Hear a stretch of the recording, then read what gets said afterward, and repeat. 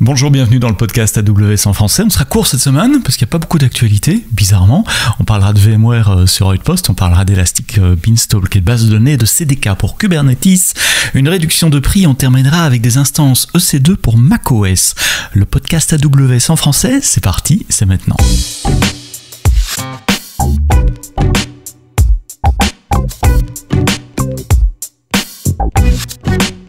C'est le calme avant la tempête. La tempête, ça sera à reInvent la première semaine de décembre, la conférence client d'AWS à Las Vegas en présentiel et puis en online également avec des talks en français.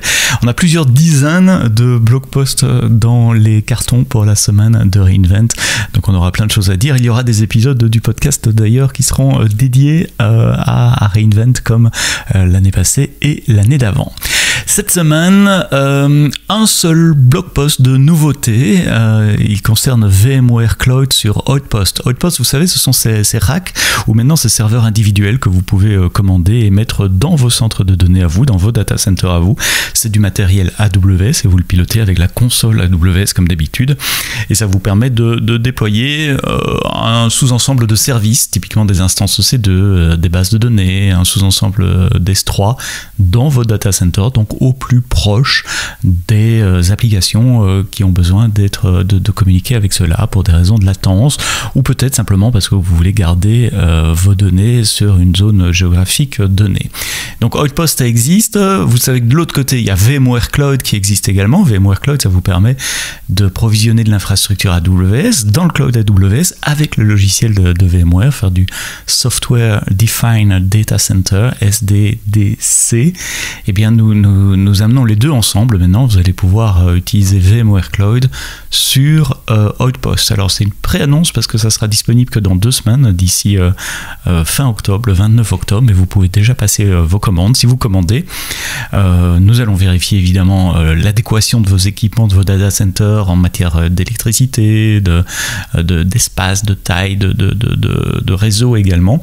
Et puis nous allons vous livrer l'Outpost préconfiguré avec VMware Cloud. Et donc vous utilisez la console de VMware pour provisionner des virtual machines et du stockage sur votre baie Outpost. Donc les cas d'utilisation, c'est typiquement les extensions de data center ou les workloads, les applications qui doivent rester physiquement proches pour des questions de latence par exemple du reste de votre infrastructure. VMware Cloud sur Outpost, c'est disponible à partir du 29 octobre.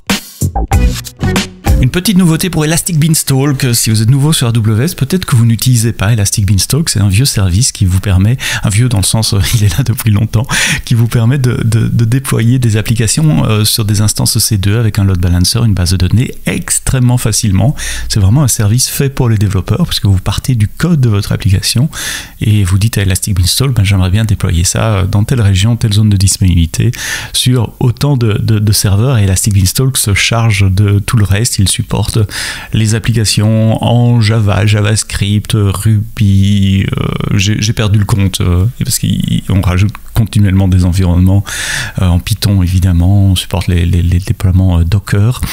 Il supporte les bases de données aussi depuis assez longtemps. En revanche, beaucoup d'entre vous qui utilisez Elastic Beanstalk, vous nous disiez que c'était un peu embêtant d'avoir le cycle de vie de la base de données lié au cycle de vie de l'application. Si on arrête ou on termine l'application, eh bien on terminait la base de données aussi, donc il fallait avoir un backup pour pouvoir récupérer ces données. À partir d'aujourd'hui, c'est fini. Elastic Beanstalk découple le cycle de vie des bases de données du cycle de vie des applications elles-mêmes, ce qui veut dire que vous pouvez avoir une base de données pour plusieurs applications Beanstalk, ce qui était un peu moins facile à faire avant. Vous pouvez aussi terminer un environnement Beanstalk sans nécessairement arrêter la base de données, et donc ça vous donne beaucoup plus de souplesse pour traiter vos données, pour manager vos données dans le cloud avec Elastic Beanstalk. Donc decoupling, séparation entre les environnements data et les environnements d'exécution sur Elastic Beanstalk. Vous êtes nombreux à utiliser le CDK, le Cloud Development Kit. C'est quoi le CDK ? C'est un framework, un outil d'infrastructure as code qui vous permet de de coder en utilisant votre langage de programmation favori, typiquement TypeScript, JavaScript, Python, C#, et de générer du code pour CloudFormation ou pour Terraform d'ailleurs, et ainsi pouvoir utiliser votre langage de programmation favori, vos IDE favoris, pour définir votre infrastructure as code. Aujourd'hui, il y a 2-3 jours pour être plus précis, nous rendons généralement disponible le CDK pour Kubernetes. Donc c'est un projet open source qui incube depuis pas mal de temps, qui maintenant est officiellement fait partie des projets CNCF, en tout cas Sandbox. Il y a une équipe dédiée qui s'occupe de cela. Donc l'idée c'est d'utiliser le CDK avec des constructs, etc., mais pour générer des manifestes Kubernetes. Donc là, plutôt que générer du CloudFormation, on génère directement les manifestes Kubernetes, de manière à ce que vous pouvez déployer des applications sur votre cluster. Je vous ai mis le lien vers la page open source du projet, open source pour être correct. Vous verrez une petite démo où on tape du code en TypeScript et ça génère automatiquement le YAML du manifeste Kubernetes. Donc si vous gérez de l'infrastructure as code pour Kubernetes, allez jeter un coup d'œil sur le CDK pour Kubernetes. Amazon Fraud Detector, c'est un service qui utilise de l'apprentissage machine et les 20 ans qu'a Amazon en matière de détection de fraude pour détecter des transactions frauduleuses. Vous n'êtes pas obligé d'être un data scientist ou d'avoir un long historique de données. Vous envoyez vos transactions à vérifier à Fraud Detector et il vous donne un score de confiance en pourcentage qui vous dit si la transaction est suspecte ou pas. Grosse diminution de prix puisque comme beaucoup de services, c'est un prix par tiers, de 0 à autant, c'est un certain prix, et puis au-delà d'un certain nombre de transactions par mois, le prix diminue. Eh bien, on change les tranches, c'est un peu comme pour l'impôt sur le revenu, on joue sur les tranches, pas nécessairement le prix.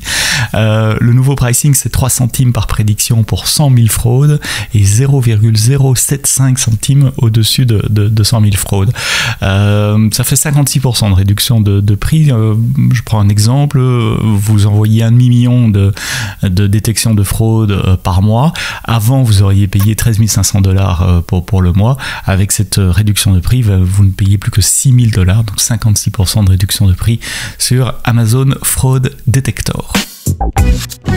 AWS Instance Scheduler, le minuteur d'instance, c'est pas un service AWS, c'est une solution. Donc c'est un template CloudFormation que vous devez déployer dans votre compte vous-même.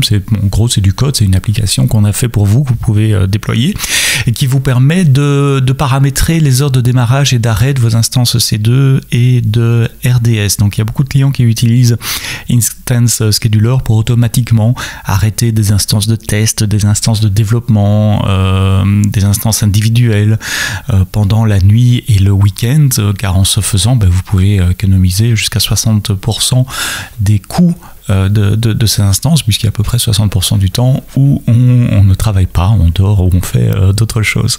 Il y a une nouvelle version d'AWS Instance Scheduler qui vient d'être sortie, la V2.